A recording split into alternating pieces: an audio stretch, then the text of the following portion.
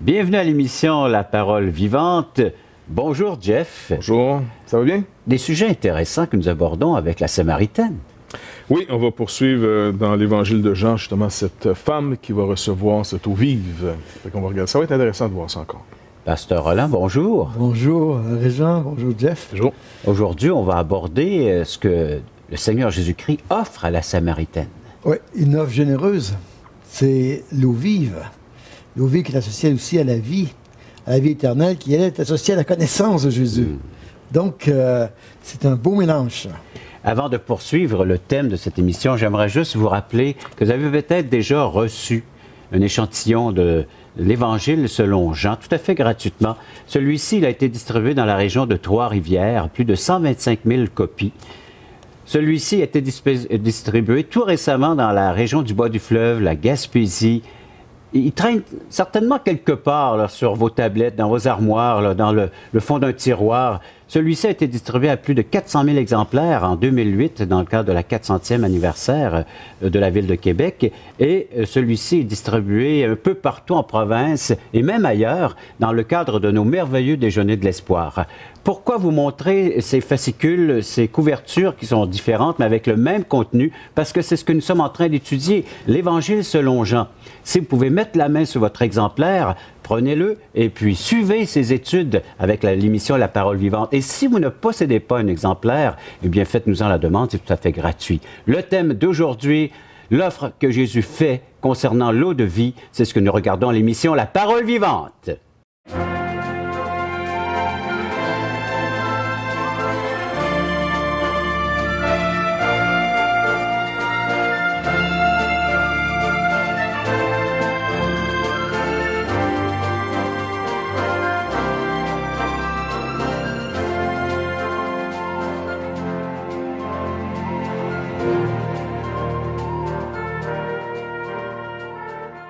L'eau vive. Qu'est-ce que cette eau vive, mes amis? Roland, c'est toujours lui qui commence. Bon, ben, allons-y avec Roland. Moi, j'ai le rôle de l'ostiner après. Ah oui, c'est bon. Bon, en fait, compte, l'eau vive, pour la personne qui entend, parce qu'il s'adresse à une femme, premièrement, c'est ce qui est étrange et à la fois merveilleux. Parce qu'il va aller chercher son besoin à travers l'eau. Jésus va lui demander de l'eau, et l'eau, c'est ça qui permet la vie. Et à chaque jour, elle doit aller puiser de l'eau pour elle-même, pour sa famille ou pour les troupeaux. Et en venant là, Jésus la rencontre et il lui va parler de l'eau vive. Et cette eau vive-là, c'est justement, c'est tout ce qui a le besoin pour rencontrer tous ses besoins, pas ses besoins uniquement matériels, mais ses besoins aussi spirituels. Elle a besoin justement, parce qu'elle a des insatisfactions. Elle cherche à comprendre. Et Jésus lui parle de l'eau vive, mais c'est quoi l'eau vive pour elle? Elle ne sait pas. Et elle va dire, mais comment tu peux me donner de l'eau? Comment tu peux me donner de l'eau vive? Toi, tu n'es pas notre père Jacob. C'est lui qui a creusé le puits. Tu n'as rien pour puiser cette eau. Mais comment tu peux faire ça? Mais elle ne comprenait pas, parce que souvent, nous sommes arrêtés par nos propres pensées, notre façon de voir les choses. Comment elle voit? Elle voit de l'eau matérielle, elle voit de l'eau comme ça. Elle dit, moi j'ai besoin de l'eau. Si tu veux me donner toujours de cette eau, moi je suis bien prêt. Mais Jésus ne parle pas de cette eau-là. Il parle de l'eau qui va venir la nourrir, qui va venir apaiser cette soif. Et cette soif, c'est la soif de Dieu, c'est la soif de la connaissance, c'est la soif face à ses angoisses, c'est la soif de l'espérance. Qu'est-ce qui se passe pour elle? Oui. Elle est toujours en attente, elle aussi.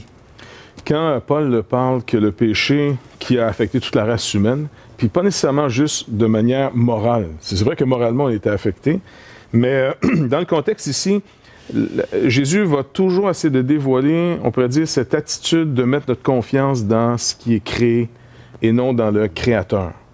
Parce que c'est normal, ça c'est... Dans le grec, il y a comme deux expressions, pour parler de la vie, soit le bios ou bien soit le zoé. Et puis, entre les deux expressions, les apôtres, finalement, l'ont défini comme étant, par exemple, les moyens de vivre, c'est le bios, on va dire. C'est ça, c'est l'eau. L'eau, le pain, c'est ça. Pain. Quand tu es malade, une guérison, pour que tu retrouves la santé. Donc, l'argent, c'est un moyen aussi de vivre, le vêtement, et ainsi de suite. Bon, ça, c'est nécessaire à la vie, mais c'est pas la vie.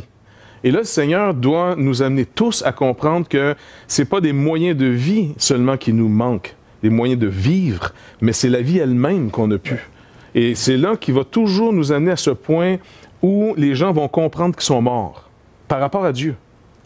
Que ce soit Nicodème, avec l'histoire du serpent dans le désert que Jésus dit qu'il doit être élevé, et cette histoire nous rappelle que c'était un châtiment qui est arrivé au peuple d'Israël dans le désert à cause du murmure puis de la plainte qui se faisait contre Dieu.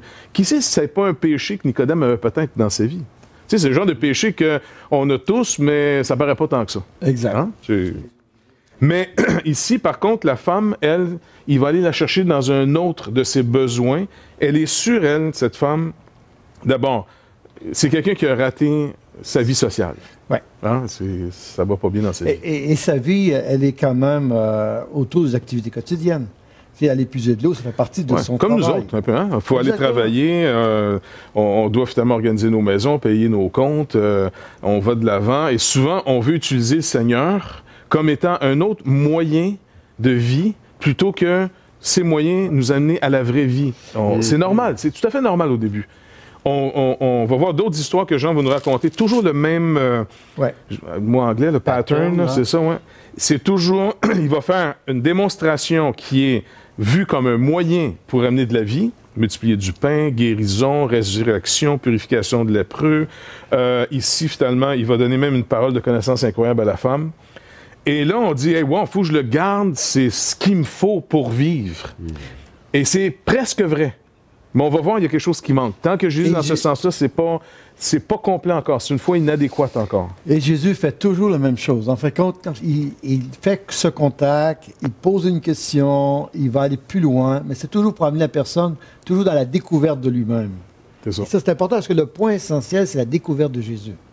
Et c'est ce que nous allons regarder après cette pause. Mais juste avant, j'aimerais juste vous préciser, chers téléspectateurs, que vous pouvez nous rejoindre. Vous pouvez nous faire part, vous, de ce qui se passe présentement dans vos pensées, dans vos émotions même, suite à l'écoute de cette émission ou dans votre vie en général, en composant le 1-877 l'Espoir, 1-877-537-7647 ou via nos sites web espoir.ca ou toutchrétien.com. Et je tiens à vous préciser que c'est un service tout à fait gratuit. À vous d'en profiter. Après la pause, on regarde comment le Seigneur s'est révélé à cette dame. Il nous connaît notre cœur, il connaît notre passé, il connaît ce que nous vivons, il connaît nos insatisfactions, il connaît nos peurs, nos angoisses. Enfin, il connaît tout.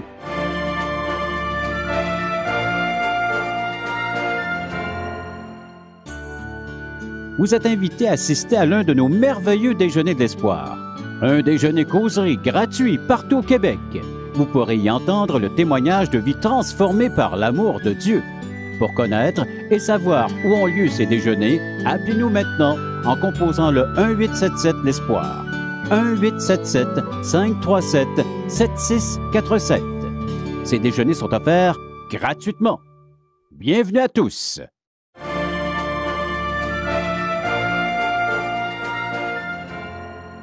Nous regardons présentement l'Évangile selon Jean, chapitre 4, une rencontre surprenante entre Jésus et une dame, une Samaritaine, et comment le Seigneur va s'y prendre pour la conduire et l'emmener à une révélation de sa personne. Ouais. Mais Jésus, encore une fois, il nous faut le suivre. Tu sais, quand il s'approche, quand il fait son contact, quand il lui demande, il se rend vulnérable. On a parlé de ces choses-là.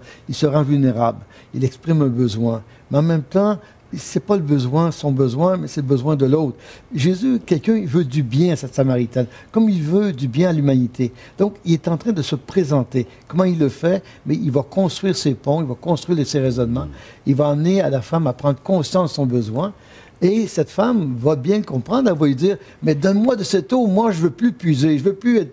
Et tous les hommes font ça. Seigneur, si tu me donnes cette eau, j'aurais plus besoin de travailler, j'aurais plus besoin d'aller puiser cette eau, j'aurais plus besoin de me préoccuper. Tu es là et tout. Mais elle ne comprend pas que Jésus est en train de dépasser. Et c'est pour ça que Jésus va l'amener à une autre étape de la discussion. Il va dire, cette eau-là donne cette vie. Il va parler de cette vie éternelle. Parce que dans la pensée de l'époque, les gens, Dieu avait une invitation au peuple. Venez à moi, vous qui avez soif. Et Jésus va reprendre ces expressions. Mais ça vient dans l'Ancien Testament. Venez, ceux qui ont soif, venez à moi. Dieu est la source d'eau. Et à ce moment-là, Jésus doit aller à une autre étape pour se révéler. Parce qu'on va voir que Jésus se présente il est le juif. La femme dit, toi, un juif qui me parle? Après le discernement que Jésus va avoir, il va passer au prophète pour terminer à la fin pour Messie. Donc, on va le suivre dans ce raisonnement-là et on va arriver à la fin, puis c'est la révélation et cette révélation est basée sur son témoignage personnel de lui-même. C'est extraordinaire. Tu sais, on pense aujourd'hui, là, on a le texte, on a la scène, on peut l'imaginer, mais c'est une impossibilité dans le monde de l'époque. Tout est impossible. C'est seulement Dieu qui peut briser ces barrières, aller plus loin, ouvrir des portes qui sont fermées. Parce que le monde de l'époque était un monde fermé, cloisonné. Il était impossible de franchir. Même les apôtres qui vont regarder ça, ils vont être surpris, étonnés. Parce qu'on ne fait pas ça. Jésus est en train de faire quelque chose qu'on ne fait pas. Et c'est important. Et Jésus va révéler à cette femme, il va dire, va chez ton mari. Femme, hein, il l'appelle femme, va chez ton mari. Et la femme de lui dire, mais écoute, j'ai pas de mari. Il a dit, tu as raison, tu en as eu 5. Et celui-là n'est pas le tien. Il n'est pas. Mais la femme, elle, immédiatement, elle se sent saisie. Là, elle voit un prophète. Parce que le prophète, lui, il est là pour révéler les choses de Dieu ou apporter quelque chose de Dieu. Et elle sait que l'homme est passé de l'homme juif au prophète. Et ce prophète, ce qu'il fait, c'est qu'il révèle l'état de son cœur en premier. Il révèle l'état de son cœur. Il révèle sa situation. Mais ce point-là l'amène à le reconnaître, lui, comme prophète. Le but, en faisant ça, c'est une révélation de Dieu. C'est sûr qu'elle s'est sentie sûrement connue. On parle de...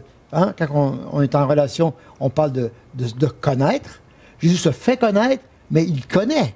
Il nous connaît notre cœur, il connaît notre passé, il connaît ce que nous vivons, il connaît nos insatisfactions, il connaît nos peurs, nos angoisses. Enfin, il connaît tout.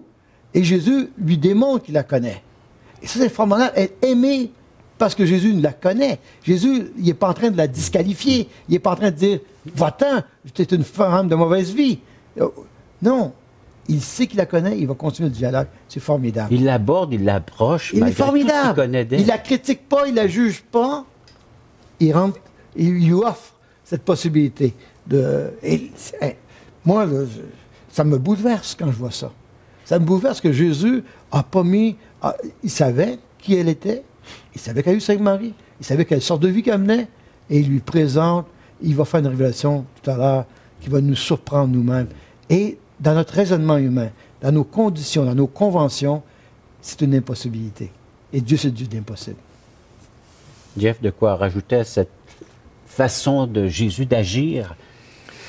Bien, si on suit le raisonnement, là, comme tu nous dis, de passer de l'homme au prophète. J'aime ça quand tu suis mon raisonnement. Oui, parce que c'est rare, mais je J'aime beaucoup ça quand tu suis mon raisonnement. Bref, je vais être gentil avec lui. Il va passer finalement du prophète, mais il est en train de restaurer justement l'autorité du prophète d'Israël. Parce que là, il y a plusieurs impossibilités. Ça, j'aime ça. Ça, c'est vrai. C'est bon, hein? Oh, oui, c'est bon. Et puis, il est en train de restaurer finalement un point d'ancrage sûr, parce que la Samaritaine fait partie d'une religion qui est apostate. En d'autres mots, c'est classé comme les hérétiques de la Samarie. Ils ont brisé le témoignage officiel de Dieu. Ils ont juste gardé le Pentateuque et puis ils ont rejeté tout le reste de l'Ancien Testament dont Jésus, finalement, va garantir l'authenticité. Parce qu'il va rappeler à la femme, le salut vient des Juifs. Il ne vient pas des Samaritains. Donc, il n'est pas un genre de vendeur complaisant qui essaie de tout mettre beau. Il est plein d'amour, mais il est plein de vérité. Il va remettre les choses en lumière claire. Et puis là, il va se définir comme étant ici celui qui dit la vérité. Et ça, c'est quelque chose d'extrêmement important pour la femme. Il restaure le témoignage que Dieu a fait en Israël. Vous aussi, vous pouvez rencontrer ce Dieu qui est honnête, qui est franc, qui est direct, comme on peut le voir avec cette rencontre entre Jésus et cette dame, cette Samaritaine. Vous pouvez même réagir à ces propos en composant le numéro de téléphone immédiatement à 877-ESPOIR, 1-877-537-7647 ou via espoir.ca, toutchrétien.com, nos sites web. En retour, on regarde la suite de cette révélation que Jésus fait à cette dame. Mais l'heure vient, et elle est déjà venue, où les vrais adorateurs adoreront le Père en esprit et en vérité, car ce sont là des adorateurs que le Père demande. Dieu est esprit, et il faut que ceux qui l'adorent en esprit et en vérité.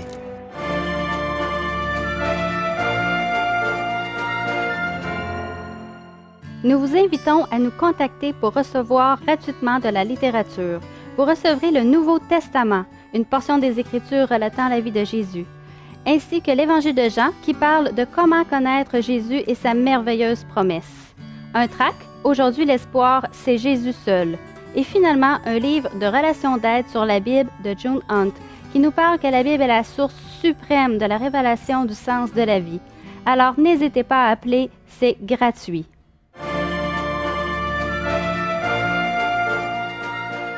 Une rencontre étonnante. Jésus qui se met à parler à cette Samaritaine. La Samaritaine est toute étonnée à ce qu'un Juif lui parle. C'est une première révélation. C'est un homme, un Juif. Ensuite, Jésus va révéler l'état de son cœur.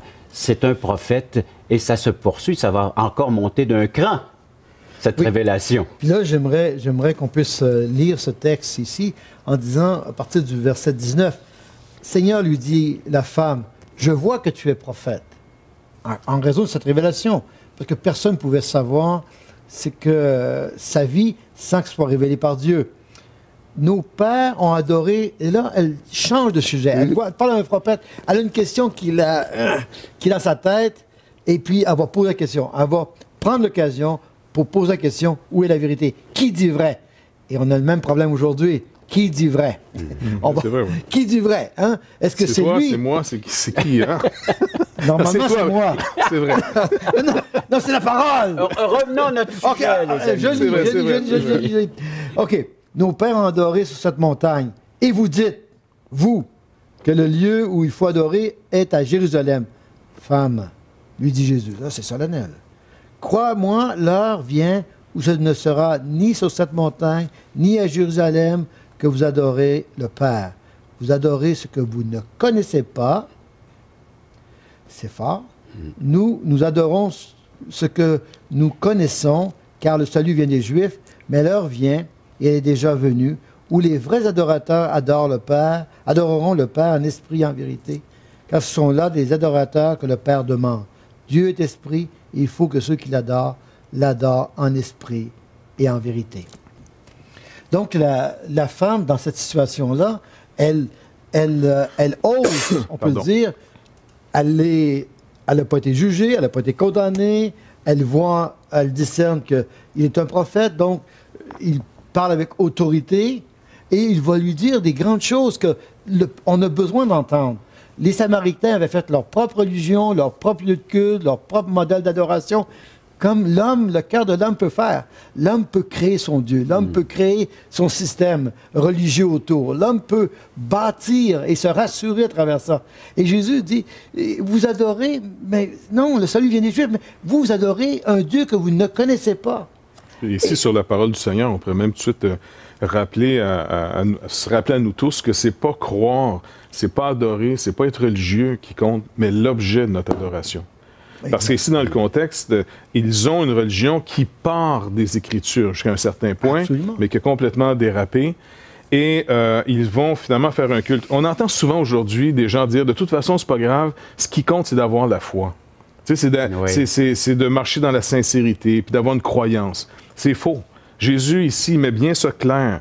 Tout ce qui n'est pas issu de l'autorité biblique est rejeté. Et ça, c'est une déclaration qui est même difficile à faire aujourd'hui, pas vrai?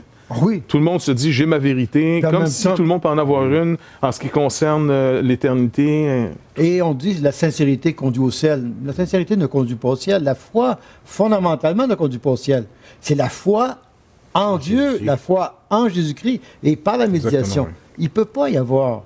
Et elle parle quand même de Jacob, mais Jacob est le fils d'Isaac, Isaac est le fils d'Abraham. On parle d'une lignée.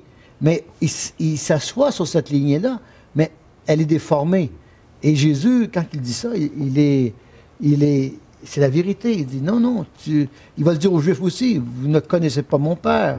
Mais là, il dit, non, pour elle, qui est une Samaritaine, la religion ou la connaissance vient de la révélation qui a été donnée aux Juifs, et non aux Samaritains. Et puis dans le contexte, il va faire une autre transition, parce qu'il part ici de ramener le témoignage en Israël, le salut vient des Juifs. Oui. Même si Israël est contre lui, il leur accorde la vérité que c'est eux qui ont le dépôt finalement des oracles de Dieu. OK, en partant. Mais il va introduire le nouveau culte, parce que ce culte en Israël est une image. la réalité maintenant va venir, car ce ne sera plus à Jérusalem ni ailleurs, mais en esprit et en vérité. Et Jésus dit, l'heure vient et elle est déjà venue. Et là, c'est intéressant ici. Oui. Parce que même les apôtres ne sont pas encore dans cette heure qui vient. Mais pourtant, elle est venue, cette heure, où les gens doivent adorer en esprit et en vérité, puisque Jésus lui-même est là. Exact. C'est lui le Béthel de Dieu. Parce que c'est ce qu'il avait dit à Nathanaël. Maison de Dieu. Maison de Dieu, exactement. C'est lui qui, au début, avait dit à Nathanaël, tu vas voir de plus grandes choses. Ouais. Et il ramène à cette histoire de Jacob.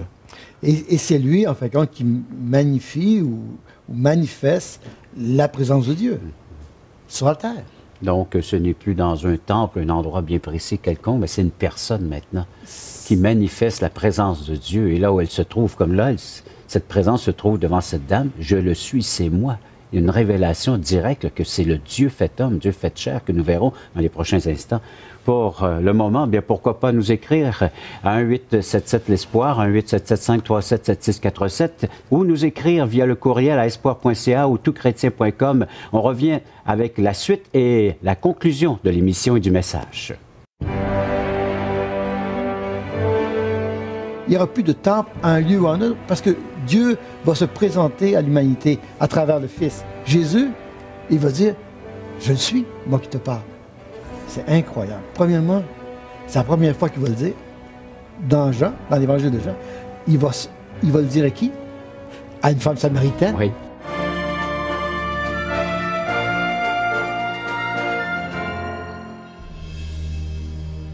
Et je pense que toutchrétien.tv va être une ouverture, un outil qui va nous dépasser. Et tous les espoirs sont permis. Toutchrétien.com est donc là pour rester et grandir. Ce grand portail constitue en lui-même une plateforme unique d'études et d'échanges entre les chrétiens du Canada francophone et de la francophonie tout entière. Toutchrétien.com, un vecteur d'évangélisation unique au service de l'Église de Jésus-Christ. Pour les gens qui ont envie de vivre une relation avec Jésus-Christ, je crois que là, ils vont trouver quelque chose qui ressemble à leur temps et qui répond à des besoins de tous les membres de leur famille.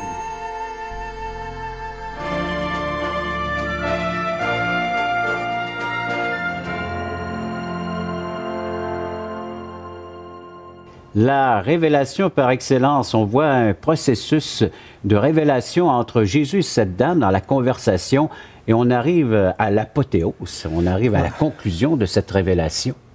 J'aime voir Jésus comment il va approcher la question. La femme lui pose une question très directe, où on doit-on adorer? Parce que chacun établit son lieu de culte et son lieu où la présence de Dieu est manifeste. Et pour les Samaritains, c'est sur le mont Garizim, et puis pour les Juifs, c'est à Jérusalem. Mais Jésus étant venu, change toutes les choses. C'est Jésus qui devient le temple de Dieu. C'est Jésus qui devient la personnification de Dieu sur terre. Et cette femme doit faire un autre pas. Il dit non, non. Les vrais adorateurs que Dieu cherche, c'est ceux qui vont adorer en esprit et en vérité, parce que Dieu est esprit. Mais plus que ça, Jésus est en train de préparer justement le salut, pas uniquement pour les Juifs, mais pour le monde. Et il est en train de traverser toutes les barrières des nations, les barrières géographiques, tout. Il est en train de faire quelque chose de formidable, parce qu'il n'y aura plus de temple à un lieu ou à un autre, parce que Dieu va se présenter à l'humanité à travers le Fils. Et ça, c'est fondamental, parce qu'ici, il va se faire connaître, et elle va dire tout simplement, mais oui, mais le Messie est supposé. Et le Messie, c'est important de savoir que dans ce cas ici, c'est le Messie, c'est l'attendu, celui qui devait venir. Et elle va dire, et puis lui, Jésus, il va dire, je le suis, moi qui te parle. C'est incroyable. Premièrement, c'est la première fois qu'il va le dire. Dans Jean, dans l'évangile de Jean, il va le dire à qui? À une femme samaritaine. Oui. Une non-juive. Il n'a pas dit au docteur de la loi, il n'a pas dit ça. Non, c'est elle. Et il va faire la révélation complète en disant, je le suis, le Messie. C'est incroyable. Exactement. Puis la femme manifeste quand même une certaine forme d'humilité parce qu'elle est touchée par le message du Seigneur. Elle est prête à abandonner un peu sa culture, sa croyance, pour approcher la croyance des Juifs. Parce que chez les Samaritains, on l'appelle le Taheb. Et elle va prendre l'expression des Juifs, le Messie, Mashiach. Et là, elle dit, OK, on sait que, selon vous, le Messie, mais notre définition du Messie, c'est celui qui va tout nous dire. Ouais, il va révéler. Exactement. Et qu'est-ce qu'il vient de faire, Jésus? Il vient de tout lui dire. Et c'est intéressant de voir que pour elle, toute sa vie, c'était son problème ici. Vous remarquez que quand on a un gros problème dans notre vie, là, je me rappelle, moi, dans le temps que j'étais pogné avec la cigarette, on va dire, ça a l'air niaiseux, là, mais quand j'essayais d'arrêter de fumer, quand j'étais jeune, j'étais prêt avec ça. On dirait que ma vie, c'était fumer ou pas fumer. Là était la question. Et puis là, je me disais, y a-tu un jour que je peux arrêter de fumer? Mais pas juste arrêter de fumer, puis y penser. On dirait que toute ma vie était là-dessus. Si quelqu'un serait venu vers moi en disant, ta vie en ce moment, là, on va te la résumer au complet, c'est tu veux te débarrasser d'une cigarette, t'es pas capable. Et ça résumait toute ma vie. Elle, toute sa vie, là, c'est je ne réussis pas ma vie amoureuse. Je cherche l'amour, je ne trouve pas l'amour, j'ai échoué 5 mariages. Je suis à côté en ce moment parce que je n'ose même plus me marier tellement que j'y crois plus. Je suis isolé de mon village, je perds encore plus d'amour. On dirait que ça déboule pour cette pauvre femme-là.